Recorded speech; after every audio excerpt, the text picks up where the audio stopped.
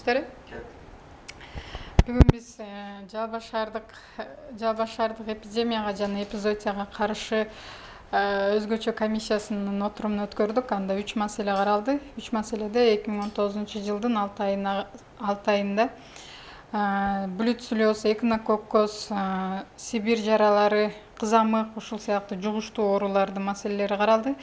Ал маселелерде 2019 жылдын 6 айындагы бул жугуштуу оорулардын өсүп кеткендигине байланыштуу талкуу жүргүзүлүп, комиссиянын чечиминин негизинде шаарларга жугуштуу оорулардын тарап кетүүсүнүн алдын алуу максатында түшүндүрүү иштерин жүргүзүү боюнча комиссия курамын түзүп, жерлерде жакында